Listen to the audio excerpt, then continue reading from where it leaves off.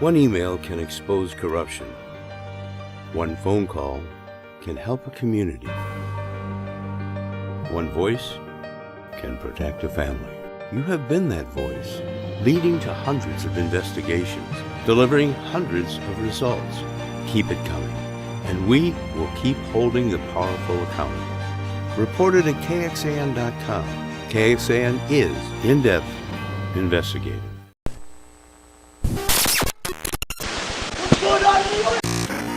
Hey, get your hands out of your pocket. Get your hands out of your pocket. Get your hands. Get back. Get back.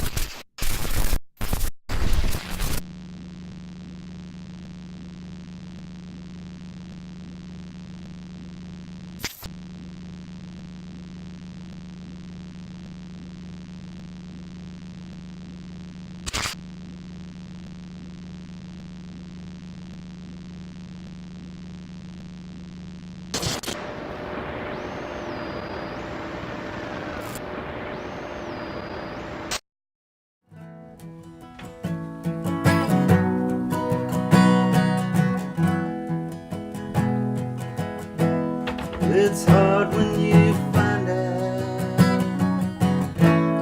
all your troubles are real.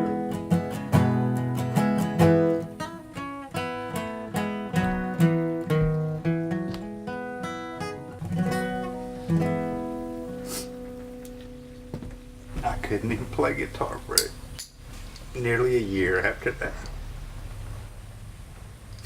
And I don't play like I used to. For 2 or 3 weeks, I couldn't even go in the music room. His drum set was all set up just like he had just been playing on it, you know.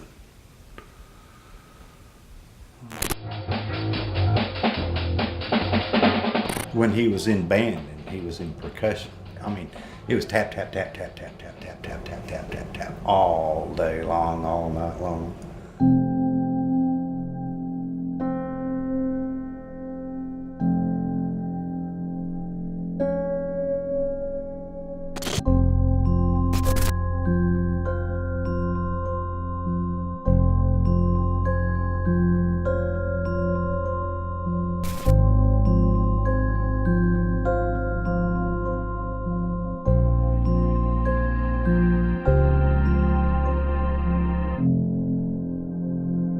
He was there until he was completely non-responsive. He was gone.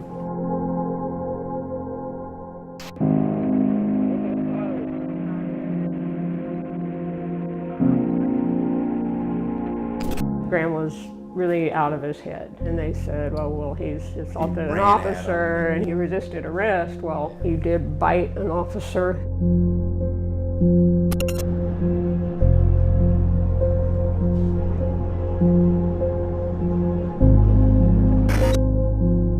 When you try to get information from the police, what happened? They clamped down. What a shock. I thought a parent would have a right to records to see what the truth was.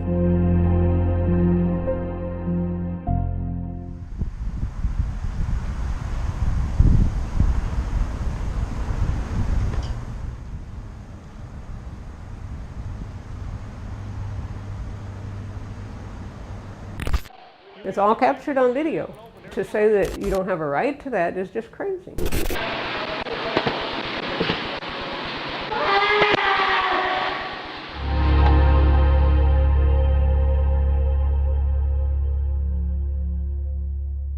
There's a secret tucked below this Dripping Springs welcome sign.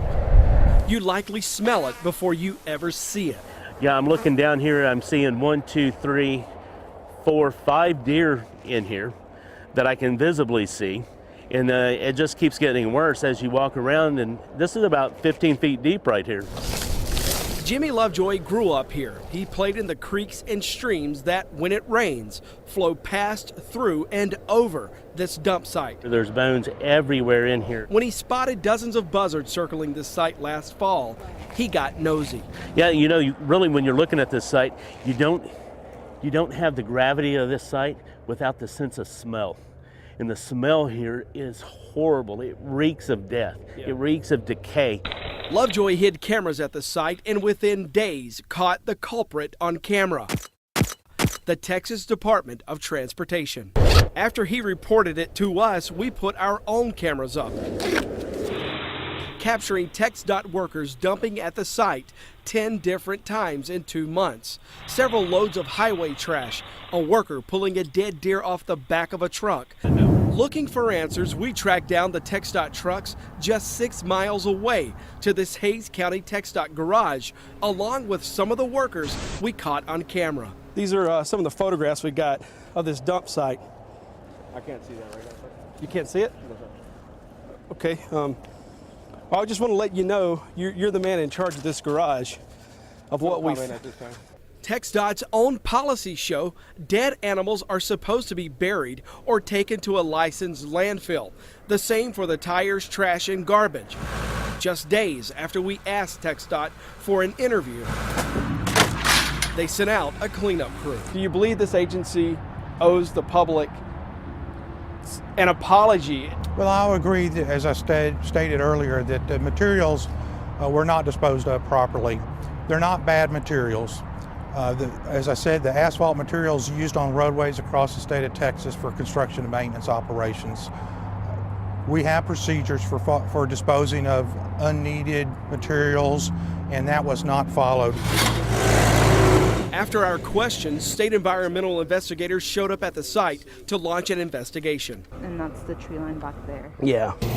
I'm standing on 10 to 12 feet of fill that's in here. What else did they dump down underneath here? Hey, meteorologist David Yeomans here in Rockport, Texas. We've relocated from the Emergency Operations Center to a hotel, the only hotel that's open, and it's actually thankfully rated to a Category 5 hurricane. This being a 4, we should be okay here. Now we're here with a handful of other folks who have stuck around town and needed a place to stay.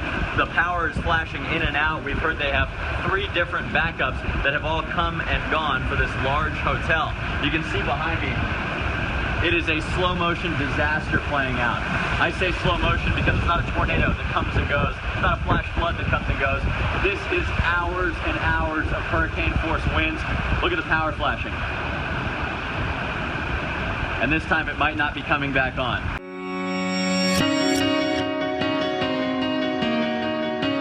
That is going to make the ocean rise over my head. It might also produce literally a year's worth of rainfall on the Texas coast over the next 2 to 3 days. This is one of the sturdiest shelters we've got in town. Check it out. They are lowering the hurricane shutters, literally battening down the hatches. 130 mile-an-hour winds is what we're listening to. We've seen pieces of sheet metal 20 by 20 feet wide. You might even see some debris flying by here.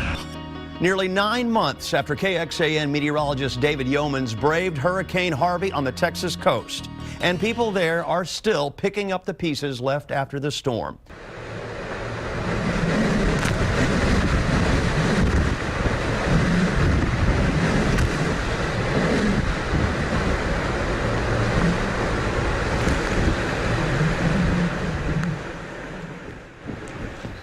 You can't describe it. It's like, it's everything. Your memories, everything is just gone. It's all we owned. It's all we had.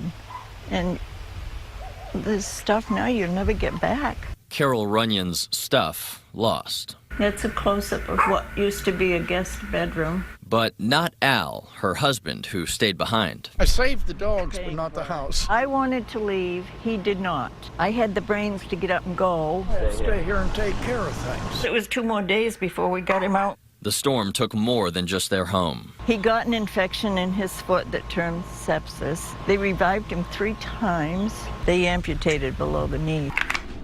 The only thing that bothers me is my leg. Now recovering in a FEMA trailer until their new house is ready.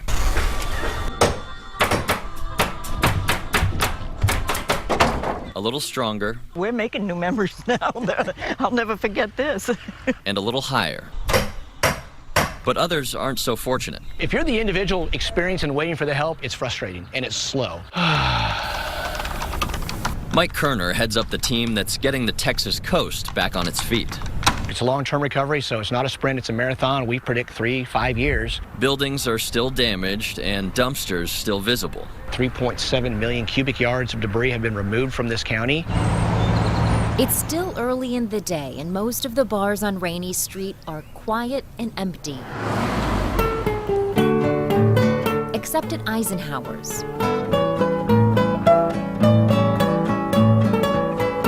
The man playing doesn't know that's where he is, though. To him, he's home. 83 Rainey Street. Michael Eisenhower bought the place in 2009. I like to call it the Wild West. The neighborhood looked very different then. We found 3 layers of wallpaper on the walls, and there's a lot of history that happened, and we're happy to be a part of it. They spent a year refurbishing and repurposing the home. Now, like many of the houses on Rainey, it's a popular bar. You remember this house? Of course. Manuel Cowboy Donnelly lived here with his family from 1947 to 1955. It was a nice house, you know. Very few people had houses that big. Cowboy is an accomplished musician. He's in the Tejano Music Hall of Fame and until recently played weekly gigs. Age has robbed him of many memories, so his family brought him back to Rainey before they all fade away. Back then, this was considered a big house. They had weddings or fiestas here. It was a happening place, but not like today. The neighborhood is transformed, but it's nice to hear Cowboy's music return to the house where it once filled the rooms. If you ever make a trip down Ranch Road 32 near Blanco, you'll pass this sign. Caitlin Duvall adopted this highway in May, but she never got the chance to do what her family's doing with it now. Duvall went into the Cedar Park Cosmetic Surgery Center last July. 4 days later, she was dead. Did Caitlin have any health problems that would have made a surgery like this a risk? Oh, no, she didn't. No. When she went in for this procedure, this was a healthy 26-year-old woman. Extremely, yeah. The family only recently learned results of the autopsy. It shows the cause of death as complications of cosmetic surgical procedure. The medical examiner wrote, Caitlin developed a toxic shock-like syndrome. That's a complication of certain bacterial infections. And despite aggressive therapy at the hospital, ER doctors couldn't save her life. But there's something her family only recently learned when we contacted them. The doctor who performed Caitlin's liposuction was under investigation by the Texas Medical Board for a procedure he did on another patient in 2016. No clue. No. The case against Dr. Lawrence Broder was not made public until a month after Caitlin's death, 17 months after the board received the original complaint that sparked his review in the first place. How would I know that information? That's not open to the public. In Texas, complaints against doctors become public only after the board finishes investigating and only if it determines the claim has merit. We discovered that typically takes about 300 days on average. Meanwhile, leaving patients in the dark and allowing doctors to continue practicing. TxDOT still blaming dozens of customers for many of those massive text tag late fees we've been investigating for months. We took your bills straight to the top of TxDOT for answers, and they told us the bulk of the problems stem from customers failing to update their address. But as KXAN investigator Brittany Glass uncovered, TxTag has a way to make sure addresses are accurate. It's just not always doing it, and it might be costing you. Because I don't drive the toll roads, I automatically knew this is not for me. Andrew Wheeler is largely confined to a wheelchair. I haven't owned a car in probably a good 30 years. He says it doesn't make sense he's been receiving text tag bills over the past year for multiple drivers he doesn't know at his own home address where he's lived for nearly 2 decades. These poor guys, you know, they have, I'm sure, not a clue that there's some outstanding bill that they haven't received, you know. One of those bills was meant for this man, Nathan Fryer. I don't even understand how that works. Like, how is he tied to me at all? That's a little alarming. Especially since Fryer doesn't even own the vehicle listed on the bill anymore. He sold it early last year, then the new owner sold it again, all verified through the state's Department of Motor Vehicles. But the bill still went to the wrong address. They're still racking up bills in my name. Hundreds of complaints to our investigative team and a nearly year-long KXAN investigation. The Texas Department of Transportation is now waiving more than $1 billion of debt. 2.2 million accounts were sent to collections last year alone. 2 explosions just hours and miles apart. It's just a tragedy. Killing a teenager and sending 2 others to the hospital. It is appropriate for residents to be concerned. The warning police say everyone needs to hear tonight, now that they're linking 3 cases. No stone that would be left unturned. Now, breaking news from KXAN News. We've been following breaking news all day across Austin. Police say 2 explosions today and 1 earlier this month are all related. There is no obvious connection between the victims, their neighborhoods, or their neighbors. But police say the devices and the circumstances are just too similar to ignore. Interim Police Chief Brian Manley had this warning this evening. If you receive a suspicious package, then call us and let us come out, because a device like this can be hidden in many different ways. And so it's important, again, if you're not expecting a delivery and yet one shows up and it's not from someone that you do business with or that you were expecting, it's important that you call us. KXAN's Brittany Glass is near the home on Galindo Street with the latest on the explosion. But we begin with Aaron Cargile, who's live near Old Fort Hill Drive, where the first explosion happened today. Aaron.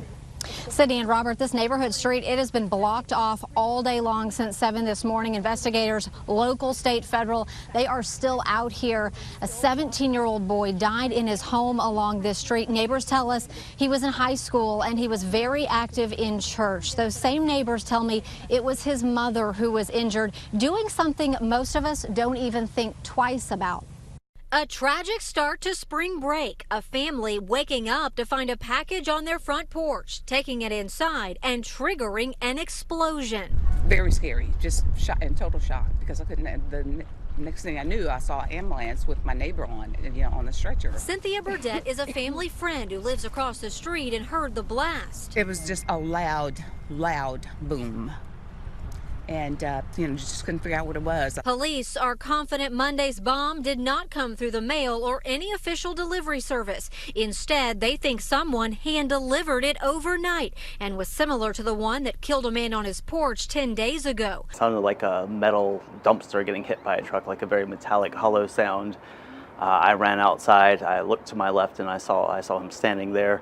Obviously damaged. He had shrapnel and his clothes were torn up and his face was torn up and whatnot. Phillips says Anthony Stefan house collapsed. The next door neighbor called 911. I went over, I gave him 2 rescue breaths to get him breathing. Nearly 2 weeks since the deadly explosion, the front door remains boarded up at the home.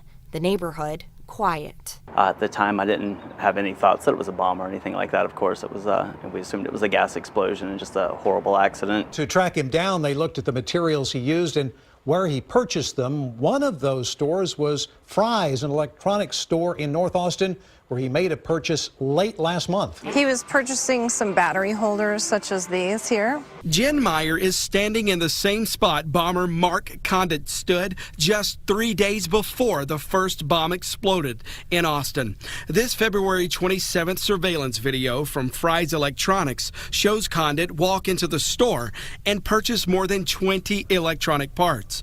Condit spends nearly 20 minutes inside before paying for the items and walking out the door. So the ATF comes in with a subpoena in hand. What were they looking for from you?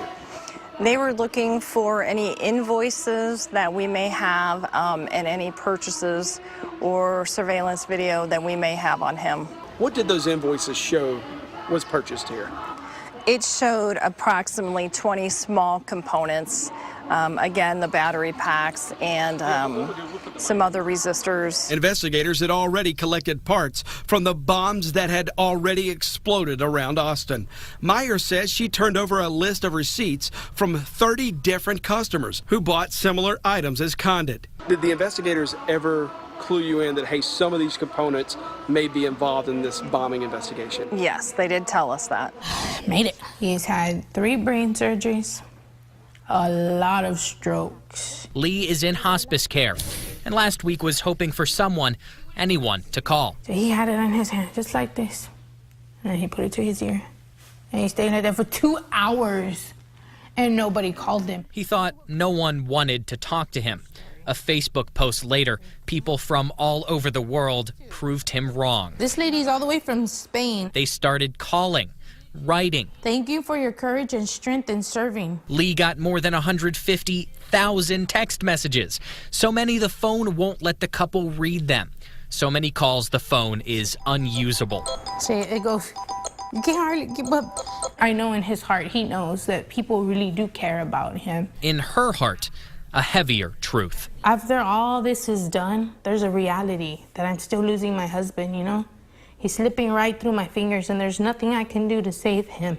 If I could have my husband back one day, just one day, it's, you know, it's very difficult. Monday marks the couple's 14th anniversary.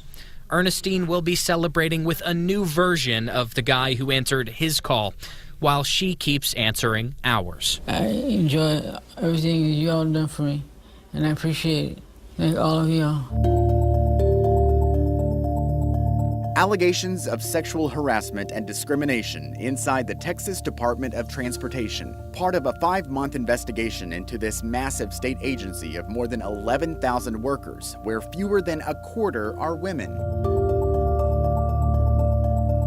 Those who have come forward with complaints are often left with little to no resolution, some filing costly lawsuits, others saying they left or were forced out of the agency altogether. Now, some state lawmakers are questioning a culture created in a male-dominated agency over a century in existence and setting expectations of immediate change. I started out hanging signs, striping roads, swinging a sledgehammer. I had a goal, and I took a lot of pride in the work. After a decade of road and maintenance work at TxDOT, Tracy Martinez said she'd had enough. In a complaint filed last year, she alleges gender discrimination and sexual harassment against coworkers and her supervisor. TxDOT preaches that they are a family. So I'm thinking after 10 years, I'm with my family. I can express to them, you know, that I am uncomfortable with certain situations and not get ignored. TxDOT data shows right now just 14% of employees in the Waco district where Martinez worked are women. There are no female officials or administrators, according to the agency. In her complaint, Martinez says at times she felt her supervisor belittled her in front of coworkers and gave her more tasks and responsibilities without compensation or promotion. She also spells out repeated concerns over inappropriate drug testing procedures, where she says she was the only woman in a room full of men expected to hold her urine in her hand in front of those male coworkers. It didn't stop there. She alleges the men had vulgar nicknames for daily exercises. One of them entailed bending over and touching your toes, and they called it the promotion. The evaluations began to get threatened if we didn't do the stretches. She says she refused to participate in activities, including those exercises, and believes that led TxDOT to fire her. They robbed me of my retirement. In the past 5 years, TxDOT workers across the state have filed complaints with more than 200 allegations of sexual harassment, discrimination, and retaliation against the agency and its leadership. The most recent complaints involve obscene physical gestures and daily racial comments about Hispanic workers in Leakey.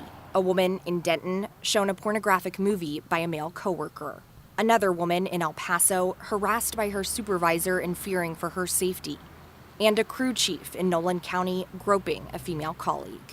What is the agency doing to try to control what looks like a cultural negative aspect of working there? That's why we've had policies in place for years to deal with harassment, discrimination, and if we find an allegation and it gets substantiated, we're going to deal with it directly.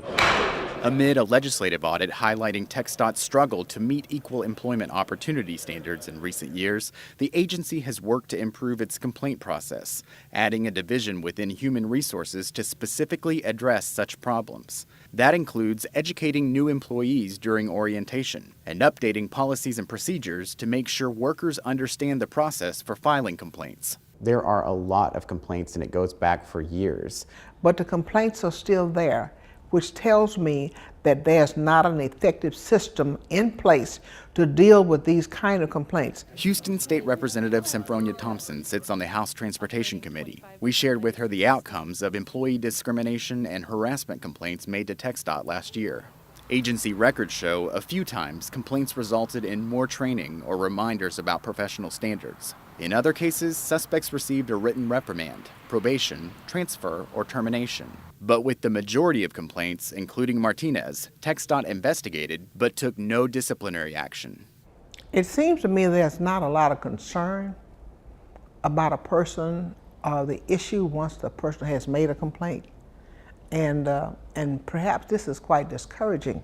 Are these allegations and complaints something that you will be addressing in future hearings? There need to be vast improvements in this area and benchmarks put in place, and not just put in place, but actually used in order to stamp out and to eliminate these kinds of problems. Yeah, so we want to make sure that we're maintaining and striving to have a safe and welcoming environment for all of our employees. No employee should ever feel dread when they think about going into work. If they don't, then we need to start talking about cutting funds or maybe removing people. Should Executive Director Bass answer for this? I think so. He's head of it. Yes, absolutely.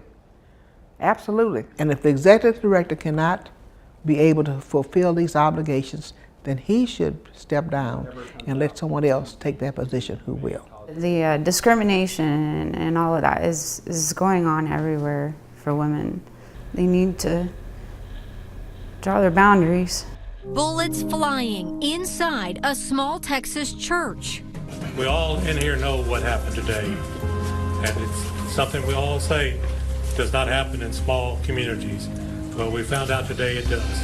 A gunman targeting a house of worship packed with people. It's another census act by card. There's no reason for it, but that's the world we live in today.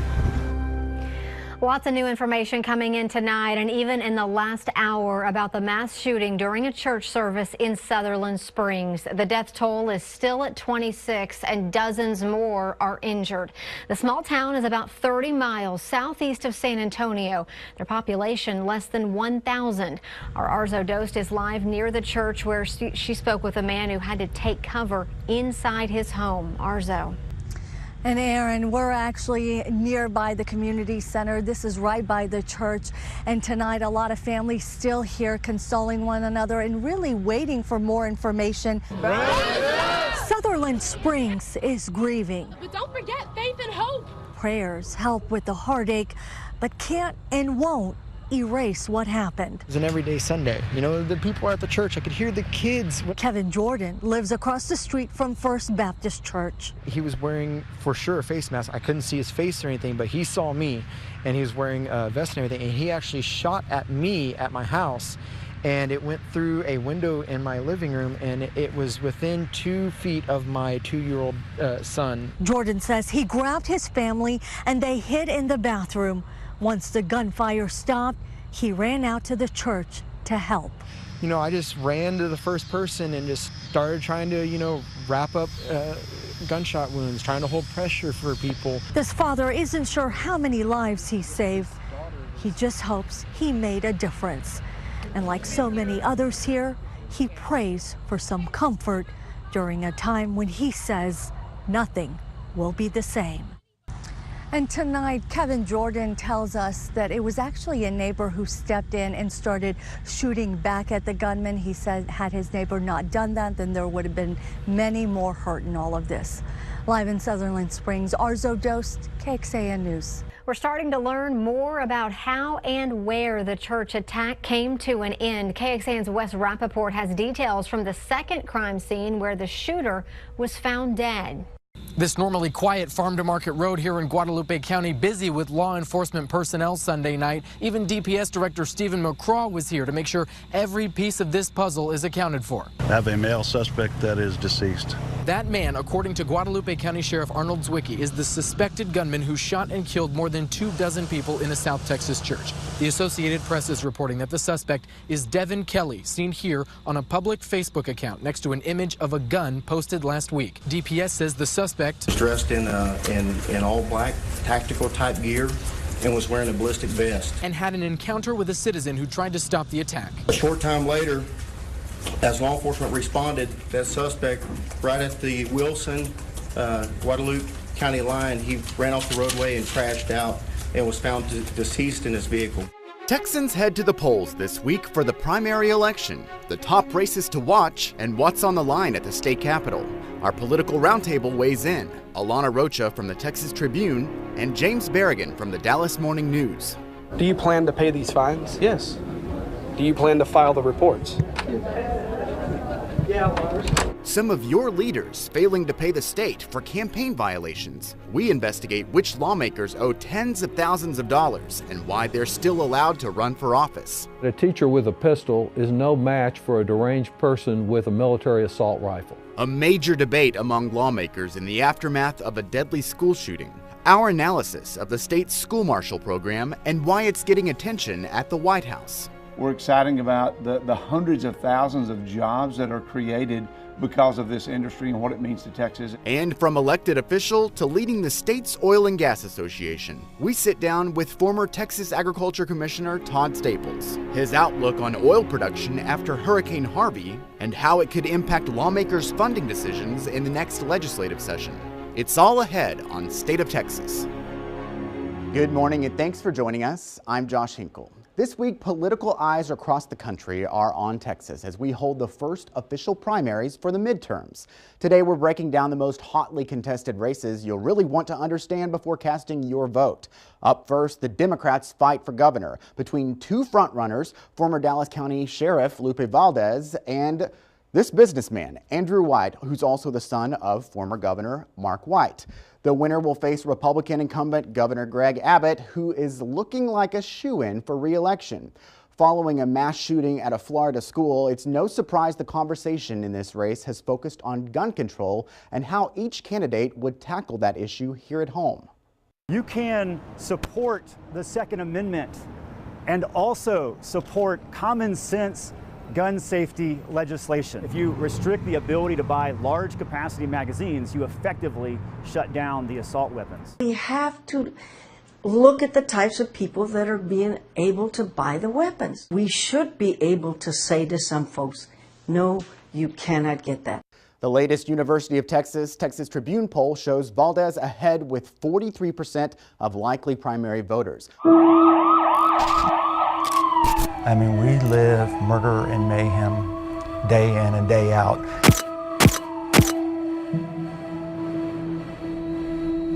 How many homicide cases have you been involved in? Well, to date, I've assisted with the investigation of over 300. As lead investigator in the Austin Homicide Unit, Detective David Fugit is relentless. I'm always thinking about what has been done, what else can be done. This affects every aspect of our lives. On behalf of all of us, thank you, David. He solves some of Austin's most horrific crimes. With the evolving technology, we're able to process those crime scenes faster, and we're able to solve crimes much faster than when he started. If somebody told you 15 years ago as a detective fresh on the scenes of the homicides that we would one day have this kind of technology today, what would you say? I wouldn't even imagine. I wouldn't have been able to even wrap my head around it. At the time when I first started in homicide in 2003, we were using 35mm film. We had a number of Polaroid Spectra cameras that were still assigned to the homicide unit in 2003. They were commercially available in 1986, but we still used them. I couldn't merely just snap a photo and send it as I could today. But today, things are different. Significantly. Technology over the course of time, what may have been fodder for science fiction enthusiasts, even 15 years ago, has really come about. It's come of age. Some of the newest technology out there, Detective Fugit can now send microscopic DNA found at the scene of a murder to this lab.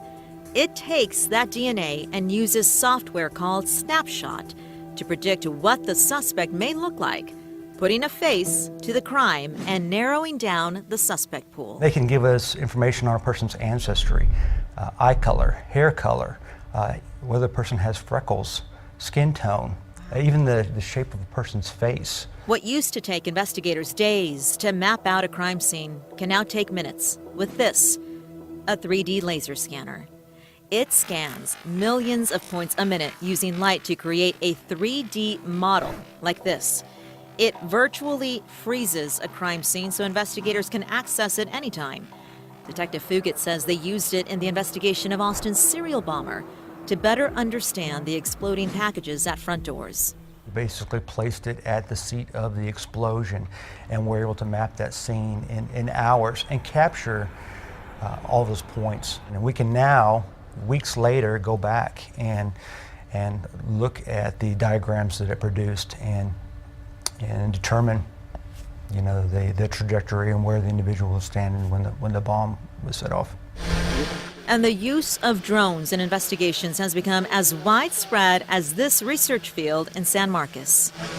This is a 26-acre body decomposition outdoor research lab. And this is where scientists are using drones to search for a body in a field, even figure out how long a person has been dead.